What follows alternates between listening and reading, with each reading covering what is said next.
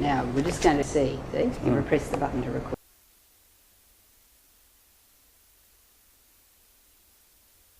Community.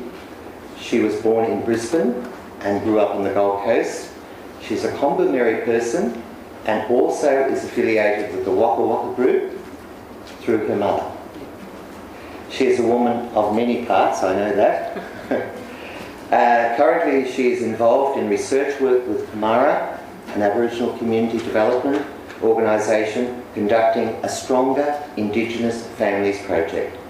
Would you please make Auntie Mary most welcome?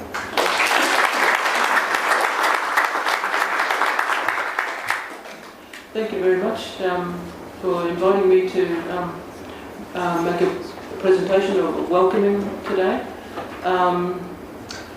On behalf of the traditional owners of this area in which Brisbane is placed, the Turrbal people and the Jagera people, two large language group people who basically covered the whole of the Brisbane area.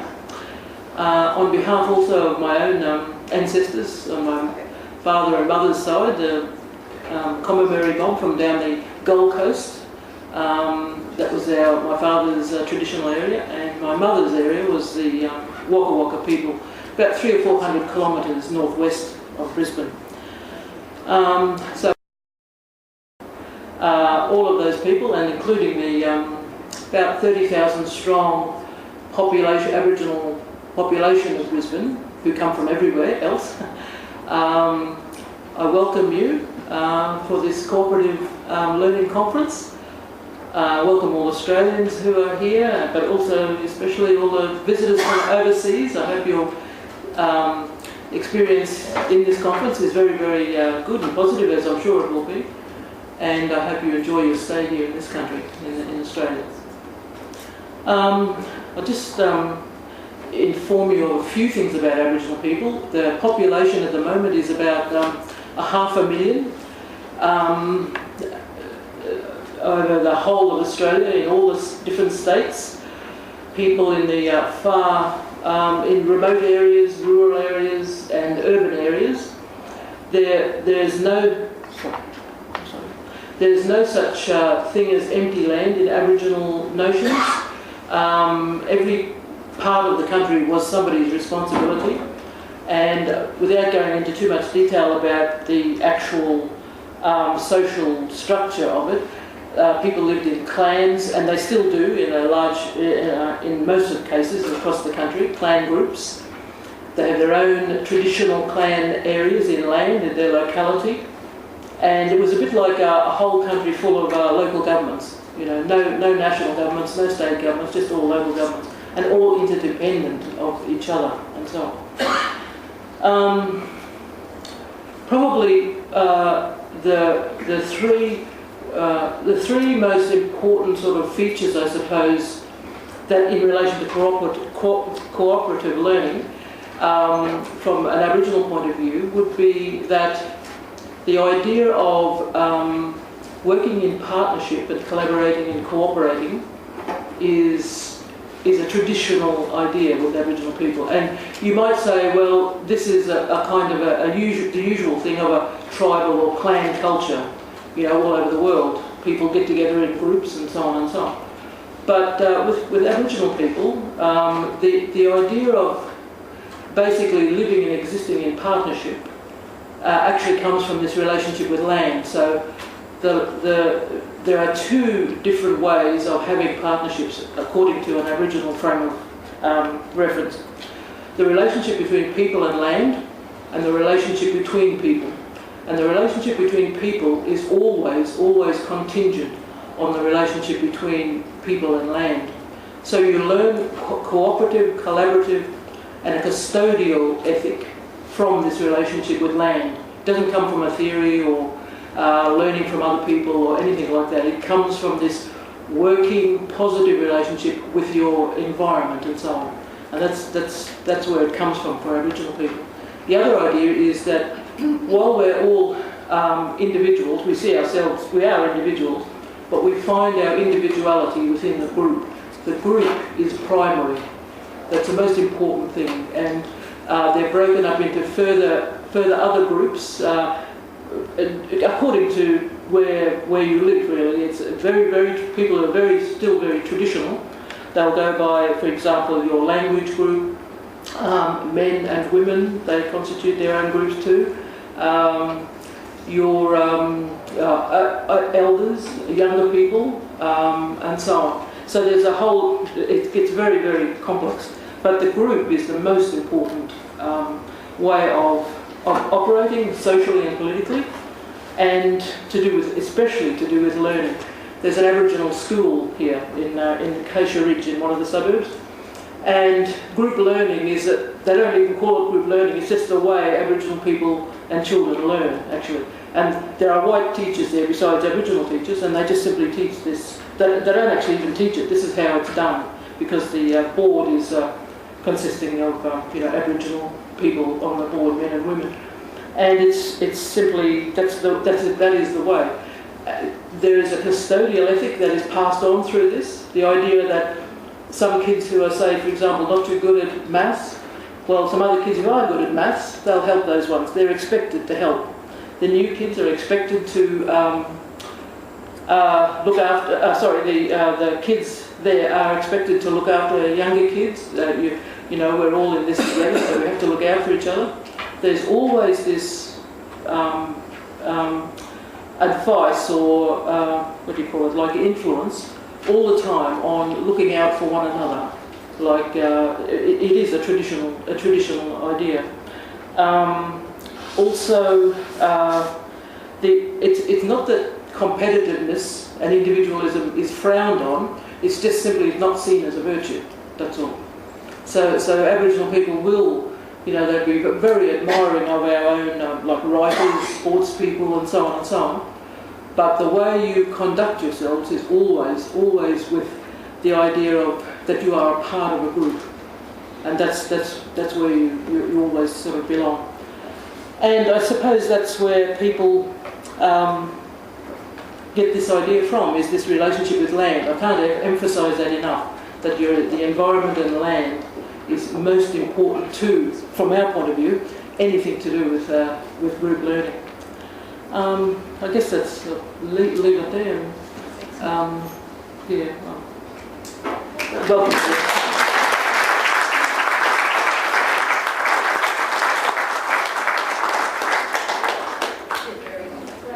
Thank you, Mary, very much for sharing those very important understandings for us. I was talking to Mary a few months ago, and she was telling me about Cathy Freeman, a famous Australian athlete, and how people viewed her. And then Mary saying, everyone nodded and said she was a good girl. And it was agreed she was a good girl. So thank you very much, Mary, for sharing that. I'd now like to invite Ivana, who is Assistant Director General, Teaching and Learning in the Department of Education and Training, to open our conference. Thanks very much. Thanks very much, Michael.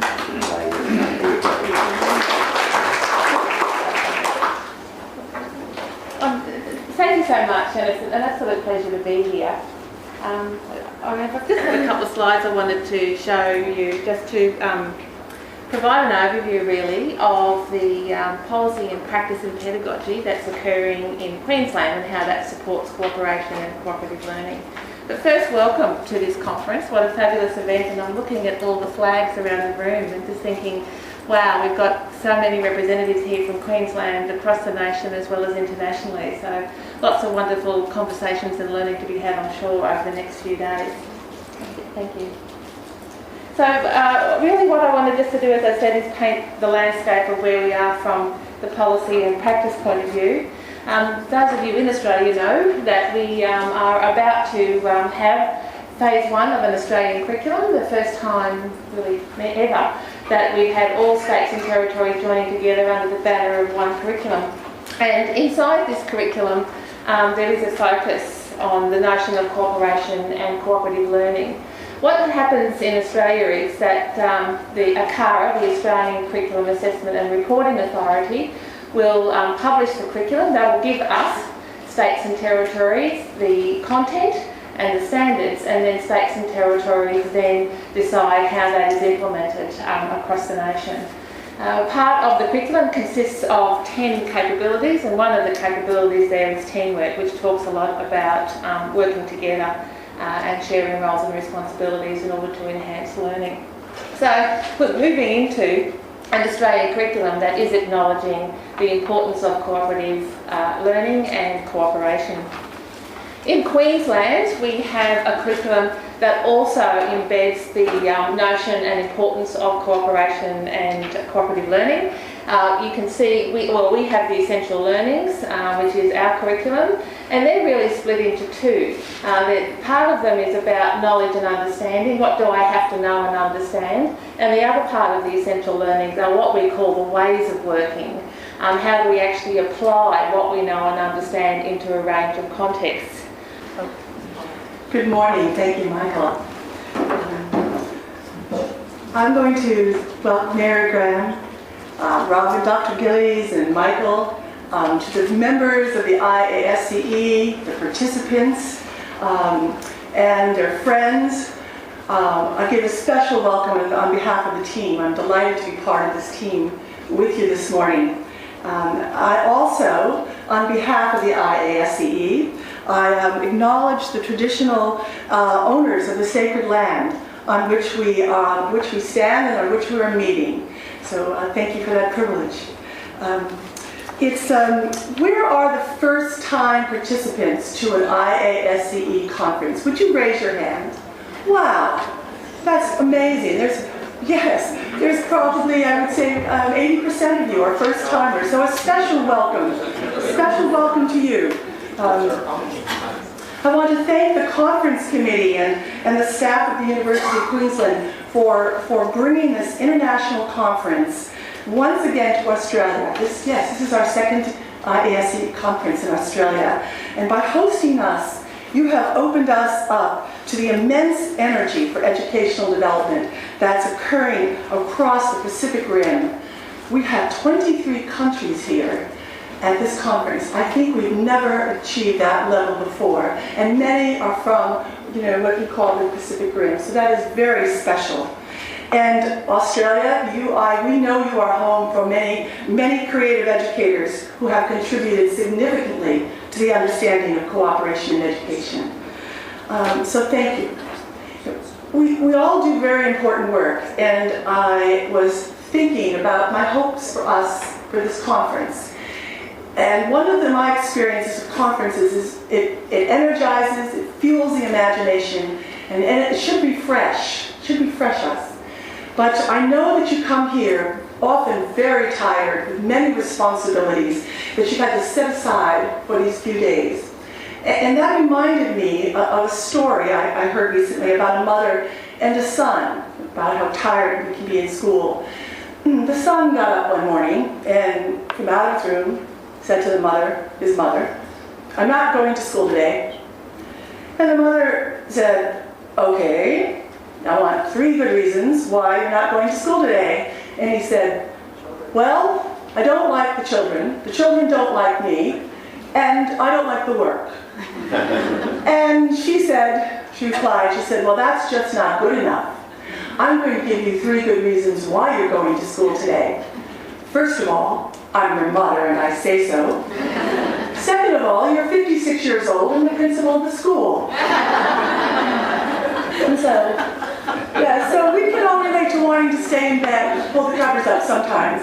So we're delighted that you are here.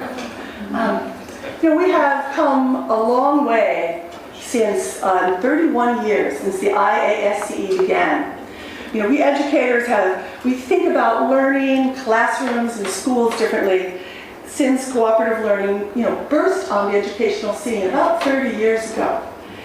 Not all of these changes are because of cooperative learning, but we can definitely say and definitely point to the impact of cooperative learning.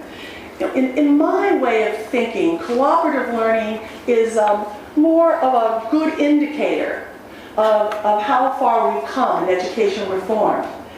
So for schools and universities to move beyond that, what we call transmission modes of learning, for more complex knowledge building practices that engage the many learners under our care. But we have more work to do. And of course, to realize that full potential of cooperative learning. But it's considered as existing everywhere in the schools and reform efforts around the world, in many places. This is very interesting. You know, it was accepted as kind of what I call household language. You know, it's something we're all familiar with. But let's begin with you. Let's take a moment for you to join in on the conversation, begin this conversation.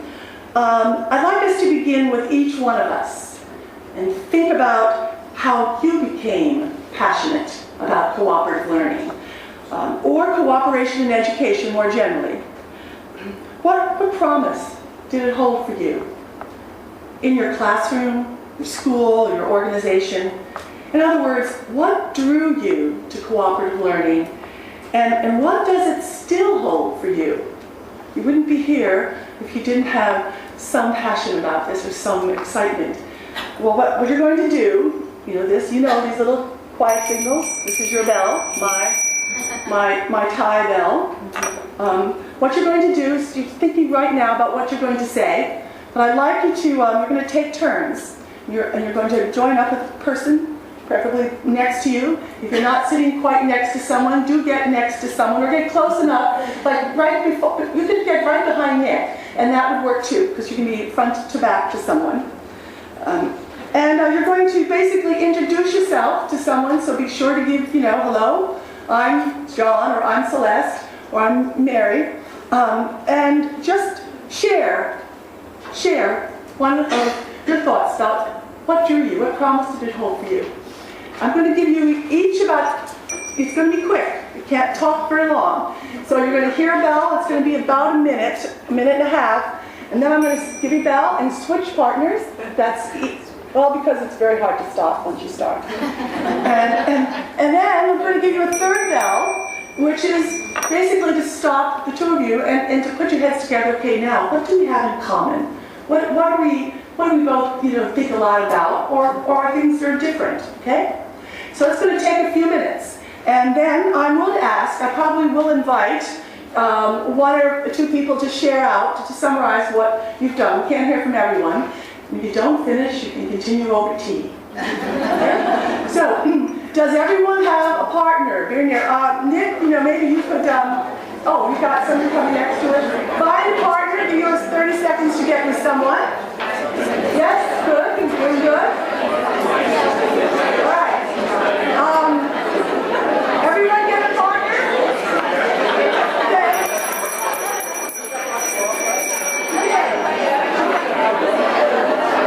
That would like to share a few things that you just learned when you summarized. What were the things that you either had in common or different between the two of you that you're ready to share out? You're going to have to speak just loud and clear. This is good acoustics here, really.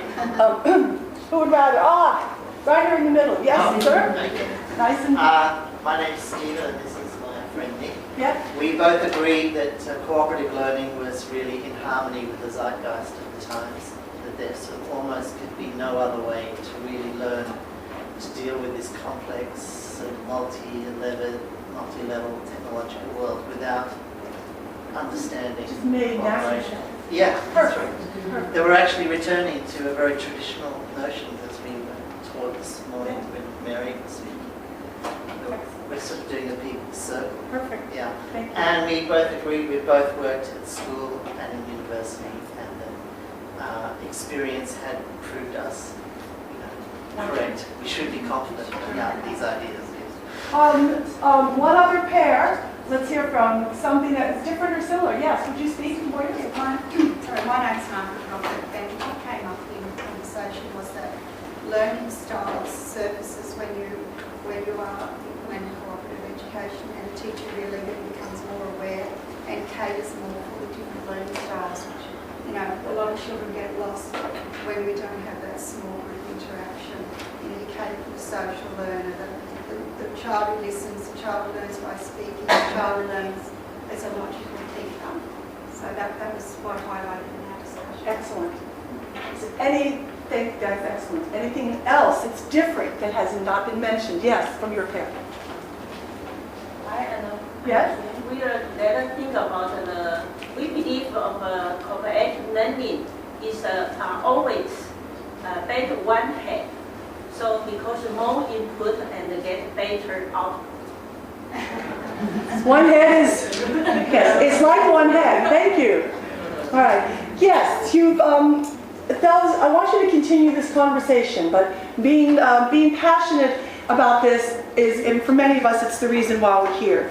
But before we go on, I want to just remind you, I do have references that I've used. You'll see little names at the bottom of the slide, and they're all here. I just can't miss an opportunity for some more reading for you to go home with. So these are citations we're using in our talk, so just know that that's a place for you to look. So let's take a look, think about what is the promise of cooperative learning.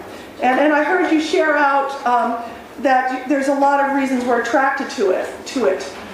For some, it's how it promotes learning communities that can improve academic achievement or for different kinds of students.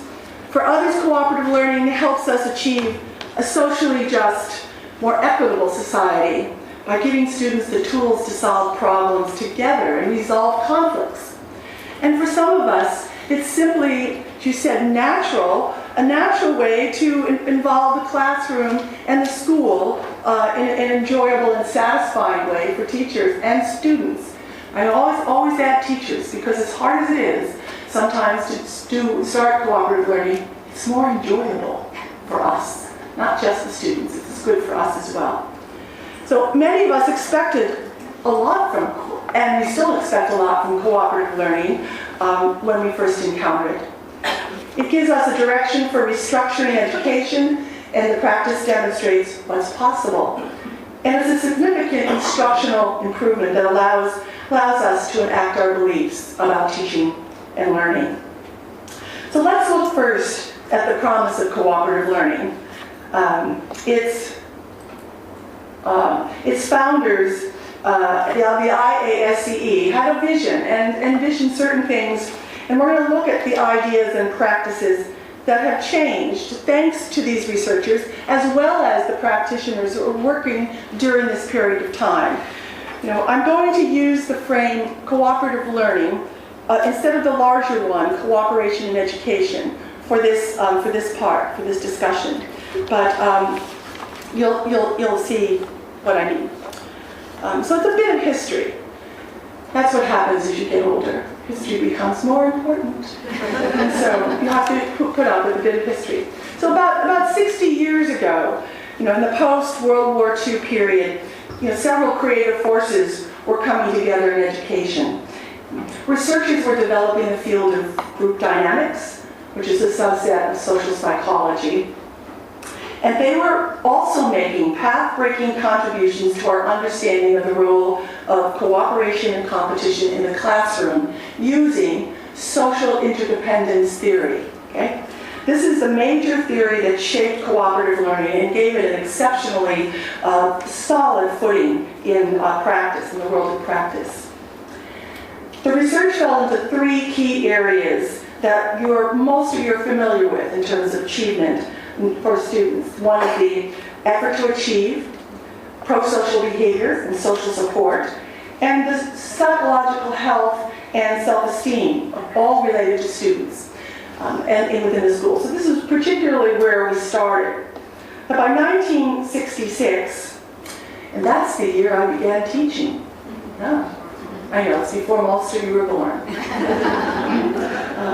The Johnson brothers, David and Roger, began the first teacher training program at the University of Minnesota, and in terms of developing the instructional approaches that expressed social interdependence theory.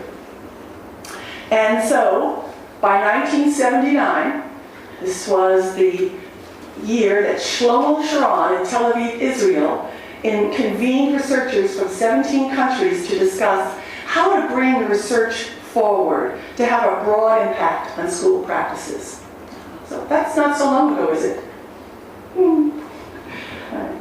So these women and men came together in Israel, and they had no illusions about the times in which they were doing research on group work. The 1970s were a difficult period, a difficult time for education. That doesn't mean it isn't difficult now, but it was a big change, a big shift. The United States and the European influenced educational systems were being steered into what was called then the minimum competency movement. And it was deeply dehumanizing. You know it, many of you know it by the practices, program instruction, yes, direct instruction. You know, some of it was useful in helping to define goals, objectives, but all in all, it was a failure in creating schools that could effectively integrate students and raise their academic achievement, academic goals particularly. So the minimum competency movement promoted the idea that classrooms are simply aggregates of individuals. And we know now that that's not the case at all. Classrooms is neither accurate nor useful. I share this because when I started teaching in 1966 and went on for my doctorate, I was in a program, behaviorist program, oriented program, and my advisor told me there was no such thing as group or groupness. Right? That's the framework that for instance, I entered and had to work from. You don't have to do that anymore. I hope not anymore. Thanks to the researchers and practitioners who developed the many cooperative and collaborative practices during this period of time, we now see classrooms as social systems and schools as complex human cultures that include many players such as administrators, custodians, parents, all who affect the social, intellectual, and emotional development of students. In short, we talk naturally, as Nick and his partner was saying, naturally about the ideas of classroom climate and school culture and communities and working together. This is now natural. It wasn't then. So educators, we don't always understand what these mean for practice, but the paradigm did shift in significant ways, thanks to the work in this period. Now there's another idea relating a shift that also happened over the last 50 years, thanks to the scholarship following group dynamics. That scholarship continues. It's the idea we hold about human intelligence. We now have a different view of the dimensions of intelligence than we did 30 years ago. Sure, you know about Howard Gardner and intelligence in terms of the individuals, because we still think and we still measure individual intelligence or individual capabilities. But we now recognize through the continuous line of research on group problem solving, that intelligence is a socially distributed attribute, and mainly through coordinated action, individuals resolve complex problems and real-world problems. Groups actually have what is now called a collective intelligence. Collective intelligence. And it stems from how well the group works together. This is a new language. Wasn't with us before. I'm going to give you a little teaser too, a little aside teaser on the research. We now are finding that the number of women in a group is linked to the group's overall effectiveness in solving difficult problems. So check it out, sciencedaily.com, 09. Check it out. That's a new research. So I have a final point to make about the promise of cooperative learning. The founding men and women of the IASCE not only created a title for the organization, that's a mouthful, but they also defined the goal of this association as supporting the study of cooperation in education. They understood that schools and universities throughout the world could not be successful in educating an increasingly diverse student population on a large-scale basis unless they cultivate positive, collaborative relationships among teachers, administrators, parents, and the larger community in which they serve. this idea that actually is more than 30 years old has a new, fresh currency, because our language keeps changing a bit. We now refer to this idea as social capital. Is that familiar to some of you? Language, yeah, social capital. It's the way in which people in an organization build up what they know and draw upon these resources for action together. Now, in our cooperative learning circles, we knew it, or we have known it as the quality of professional community within a school. But thanks to the recent research that's going on a large scale, we can now say with more authority that this quality is tightly associated with student achievement. Let me say this again. This is a significant change, and we're going to be the beneficiaries of it, is because it's going to start affecting public policy. The quality of professional community within a school is tightly associated with student achievement. This is very important. I'm going to talk a little bit more about it later. The IASE founders, we knew how important this was 30 years ago, and now the research has caught up with that fundamental understanding. So the good news is that we've achieved in terms of the potential of cooperation in education. We see schools and classrooms and learning differently than we did 30 years ago. And the values of cooperation in education continue through in new but related concepts like social capital. And thanks to the studies done over the last 100 years, all the studies in cooperation and cooperative learning, we can talk about it and take great pride in this success story. Yeah. So we can. And because of that, I wish at this time, because I want to acknowledge the founders of the IASCE, whose broad shoulders we stand on, and others, of course, but we have 3 of them with us today, and we're privileged to have them with us. Would you stand and be recognized, please? Spencer Kagan from the United States. Richard Smock of the U.S. as well. Would you stand? And Yael Sharon of Israel. Yes. Our great years. And Patricia Schmuck, who's also been with the ISE since its founding. Thank you. It's really a privilege to have you here and the continuous line of connection. I would like to also introduce the members of the board that are with us of the IASCE. These are your resources, so please do not be afraid to come up and start talking about your agendas with them during the conference, all right? Catherine Markovchak, just stand and we'll acknowledge the end, raising your hand. Maureen Breeze of Great Britain. Yael Sharon again of Israel. George Jacobs, where are you, George, of Singapore? Lalita Agassi of India, yes? Robin Williams, of course, here of Australia. And Komiko Fushino of Japan. And Kazuhiko Sakita, Japan. Are you where Kaz? Well, he slipped out. So, thank you. These are with people that you please call upon them. So now we're going to look a bit at the challenges and the opportunities we face in sustaining instructional improvement with cooperative learning. And I think that I'd like us to think of challenges as really the other side of the coin of opportunity. It's all in how we see them. And the ones I will discuss, I've just picked 2 that are just examples of the challenges that are currently defining educational practice and policy all over the world, not just the U.S., and maybe to different degrees. Okay? And we certainly do have enough challenges, right? And in a few minutes, so start thinking, you're putting your thinking wheels on. I will invite you to think about your challenge as you see it, but so just take a minute to put that in the back of your mind.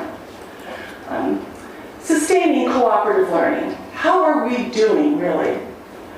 Now, one of the founders of the IASCE, Robert Slavin, who's of Johns Hopkins University, he shares my somewhat pessimistic view of what's happened to cooperative learning over the last 30 years. Much of the research that gave cooperative learning such credibility was done under very defined conditions, controlled studies. And the researchers, when the researchers left the schools, what did teachers do? How did they implement and adapt cooperative learning? Well, my colleague Neil Davidson, who's also of the IASC board, and we went on in search of the answer to these questions a few years ago. And we found an rather unsettling picture. In the United States primarily, because that's where we did our work, educators really knew very little about what teachers actually did with cooperative learning. When the staff developer or the professional developer left the program, or the program was cut due to budget-strapped schools, what we learned was the practice suffered. It is rather marginally implemented in schools and university systems that are still organized around the transmission modes of instruction. And because it tends to be taken for granted or poorly used, we're not doing as well as we should be at maintaining the collective shared knowledge of teachers, that social capital. That's very important. This is important because the teachers cannot sustain cooperative learning or cooperative group work practices when administrators fail to support them, or when the new mandates arrive and cut into their instructional or planning time so that they can integrate, put it together in terms of the new mandates. The practice will be lost, likely to be lost to the school or the professional community. So what we do know, and there's always good news, there's always something really good, but what we do know is that overall teachers tend to use more informal groups, more collaborative forms of student-to-student work. Now, this is a good thing, of course. In fact, student work, dyad work, in the tutoring of reading for struggling students has been found to be equally as effective as one-on-one teacher tutoring. That shouldn't be a surprise, right? But this is important of the great efficiency of student pairs, of the use of pairs. So we can never underestimate pairs. But this collaborative form may continue to be the best utilized and best researched of approaches. And I believe it will continue to be so, particularly in studies that were investigating whether certain instructional practices and routines can be used systematically, across teachers in schools, in a broader set, so we can start saying, not just me and my little group, but the whole school. What are we doing? So these are the kinds of things that are being pulled out and utilized in much of the research and the studies at that level. That isn't bad news. It's good news. But it's a different picture than I expected. I want to just talk about an example of one negative impact on cooperative learning, and how easily cooperative learning can be derailed, because I think it's fundamentally fragile still within our organizations. So I want to take a look and show you one large-scale initiative that's had a negative impact, and it's the test-based accountability movement, otherwise known as high-stakes testing. None of us at this conference is immune to this reality. You are all involved in it. In fact, many of you worked in systems that have high-stakes tests and that really affect students' access to coveted positions. Yes, you do. So it's a reality. In the United States, it's been known as, you probably know, No Child Left Behind. Yes? What we call it, some of us call it No Child Left Untested. And it has had a negative impact on instructional practices that cultivate complex problem solving and knowledge building processes. So, evidence-based education is very important for a host of reasons. Now, in the United States, we have enough evidence to show that State tests, and that's our level, like your states. We have 50 of them. Testing has led to a noticeable increase in the amount of instructional time devoted to the tested subjects. No surprise. But a noticeable decrease in the subjects not tested. Very important subjects. Social studies, citizenship education, art, music, physical education. Yes, we are making progress with students learning basic skills. We are doing better in mathematics through scripted, focused instructional practices that integrate collaborative learning approaches. And we are shrinking the achievement gap for all ethnic and social groups in basic literacy up to grades 3, but not further in terms of reading comprehension. In the United States, we are now limiting the progress in the kinds of more challenging competencies we seek. Problem solving, collaborative interdisciplinary explanations, creative thinking, and teamwork abilities. So Australia, take note. Don't follow us down this path. It's enticing, but it's dangerous. So we're dismantling rich collaborative and cooperative learning practices in favor of a return to more seat work. This is a travesty for our children and the teachers who have the collective knowledge to keep these practices going. Yes, cooperative and collaborative learning can serve mastery and learning basic skills very well. But if that is all these practices are called upon to do, we have not fulfilled our obligation to prepare our students for our complex world. So the evidence-based movement is going to remain with us, and we must participate in it responsibly and creatively. And I do believe we're going to see a decreasing reliance on testing for basic skills to define public policy. It's going to take a couple years. We're going to find a shift, and you're going to see it hopefully here in Australia and other places as well. But our challenge and opportunity is to find ways to assess the products and academic processes connected to cooperative learning and inquiry-based learning on a large-scale basis, so that we make it practical. So that it's not something that just happens. We really integrate it thoroughly into our assessment process. And of course, the other opportunity is to work with the professional development programs to ensure that collaborative learning practices and cooperative learning are considered normal, the normal ways to do instructional processes and practices. Okay. So that's what I consider as I look across the world, and I've been, as you know, I've been traveling, working in Cyprus, Greece, Thailand, Singapore, and so when I talk about these challenges, it's from my lens of seeing the world, not just the United States, but of course, you know, I do have my U.S. lens that certainly is foremost. And so I don't want to make you depressed about that, but it is a reality that we have to think hard about. The second challenge, and I think this challenge is really the cutting edge of opportunity, is the challenge of the human migration. And this is happening in every country, every region of the world. People are on the move as never before. It's just been amazing.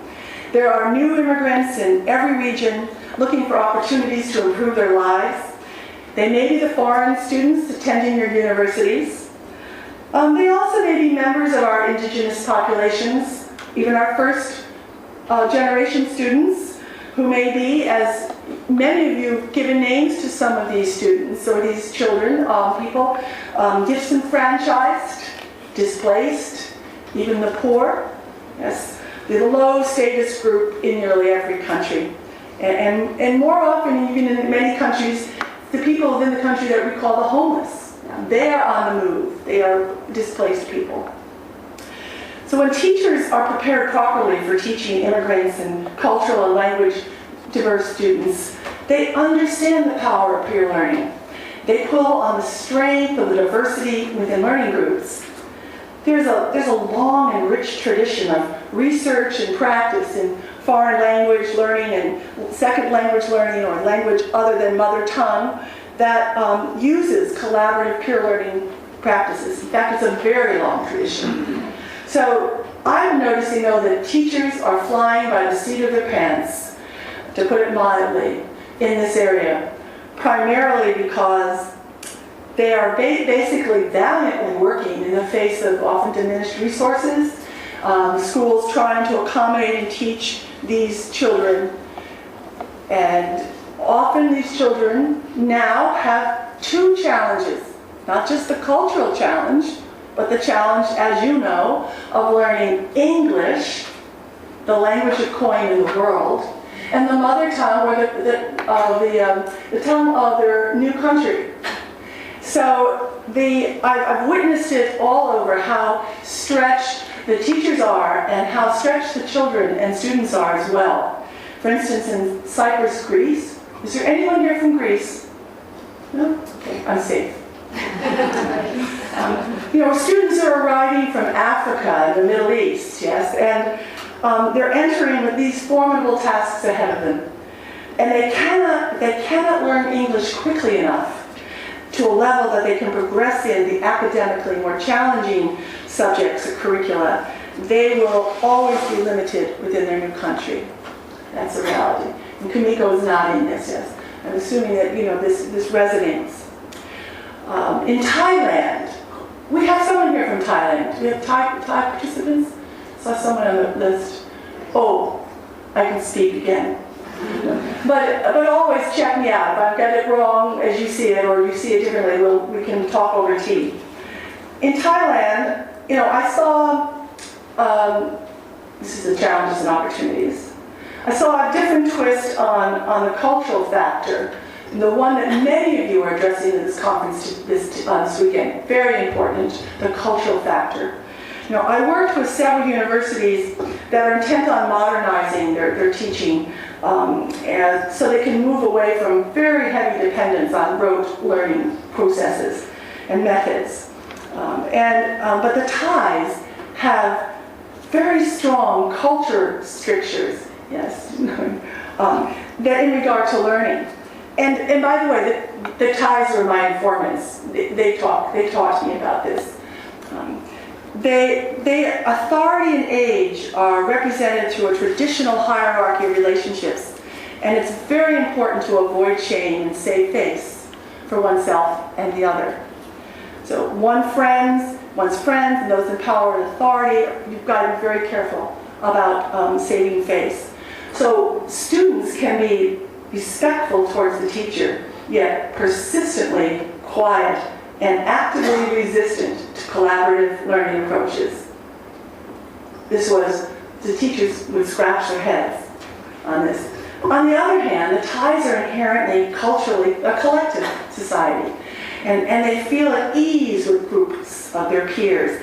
They take great pleasure in having fun and keeping others happy. But learning in a group is pretty non-existent because of a fear of being mun sai. You don't want to stand out. If a student stands out too much as a leader or performer, they could risk not belonging to the groups, meaning that they could be regarded as boastful, or showing off. Yeah, some of you find hard in the United States. But they don't want others to have this feeling of mun sai. At the same time, they have to be careful to honor seniority and follow another Thai cultural habit, greng jai. Jai is hard. Greng jai. Never confront anyone senior or higher in authority so as to make them look bad. Well, you can imagine what that means when you go to a faculty meeting. You think it's quiet in your faculty meetings. But my point is that these kinds of challenges are being addressed, and they need to be addressed at the local levels. And the teachers need to have time to talk about these things. And I called it the elephant in the middle of the room. The things that are all around us about how things are, but we don't want to touch them. And so we have to work you know, for us, we made a playful thing about, let's sort of see how these norms, these ideas can flex a bit. How would they be flexible in your culture? How can we make sense to give students permission to sort of understand and honor them, but still work in new directions? And really, the Thais are the ones to figure this out, with support, of course. But that's the challenge, the cultural challenge in terms of what we're doing. Okay. I think these are still the cutting edge of the research on cooperative learning, because we still need to understand the conditions under which cooperative learning will most likely be effective in multicultural, social, and linguistics context. And we're fortunate at this conference to have a number of papers that are addressing just these issues. We got bilingual education, gendered learning, working with displaced students, refugee students, and Aboriginal students. So you're the ones who are really going to teach us, particularly in these areas, as to what's happening. We have New Zealand teachers, our colleagues Trish Baker and Jill Clark, who are with us today, who've been studying precisely this, the culture conflicts between international students in this case, and with little prior experience with cooperative learning, and the lecturers, the teachers who are now prepared to help students bridge these gaps. So they've been doing specific work on this to address the critical need for teacher training in this area in terms of social cultural conflicts.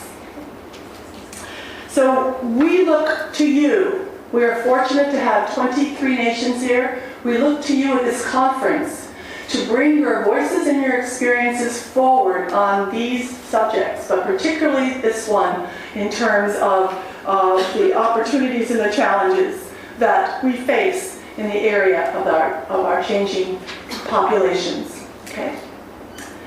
So now it's time for you. All right. This is a chance for you to think about what's our opportunities. I'm a little behind in my slides here. Okay. Okay. This is your turn. I want you to think about your burning issue. You're going to take your partner again, hopefully the same one or two people you're working with. What challenges your ability and your ability to improve the quality of education in your school and region? You might have a story about just one of the things we've talked about, but you might have something different that's really on your mind. Okay? So we're going to use the bell again. You're going to turn to your partner, and each one of you are going to take the same kind of thing. Pair up, share, hear the bell, switch the partner, and then I'll invite a few more voices to share out. Okay? You ready? All right.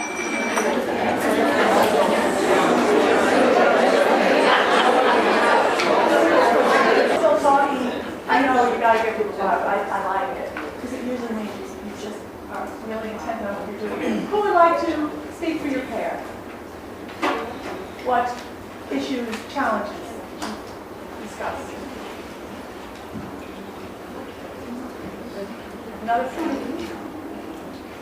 Kamiko, would you like to speak to your pair?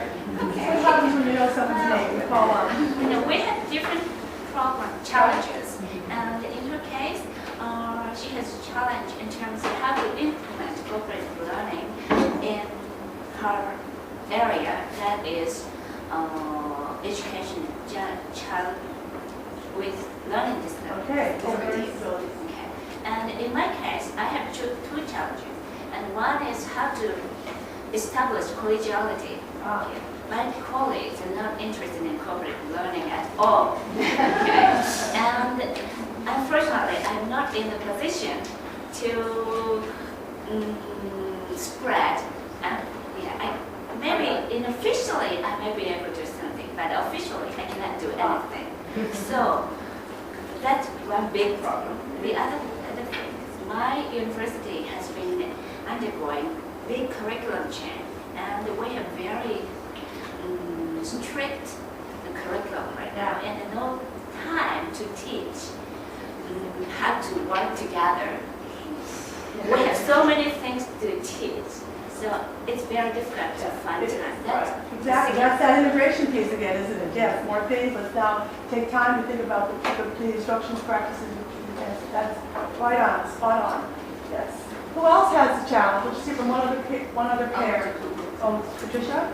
Maureen and I were talking about national policy and where it is going in Great Britain and the United States, where you're essentially having more nationalized curriculum, and it is a curriculum which is increasingly dehumanized curriculum, and with the budget cuts that almost all countries are facing, we face a problem in national policy that does not necessarily support the constructs of cooperative learning. Correct. Correct. That's hard. Yeah. Thank you. Yes, that's exactly what the No Child Left Behind policy and the testing has shown us. Exactly. Yes. Yes. Thank you. My name's Joseph Kelly. I'm a principal at a primary school in Melbourne, and I'd just like to comment or reflect on the issue of challenges. In the context of public schools in Victoria, we have been for some 20 years self-managing schools, so we have a great deal of capacity to pursue all sorts of innovations if we have the people to do it. In my particular school, we've been working on cooperative multi-age education for quite a number of years, and we're nowhere anywhere near what I would consider to be, a glowing example of it.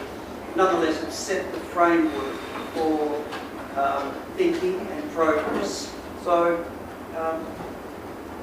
in terms of challenges at my school, it really is just basically time, because we've got the people, and I have the inclination within those people to go forward, and we recognise this as a wonderful opportunity to do our little bit to dismantle the graded school system and to overcome the problems of testing. Not that we can dispense with them entirely. No.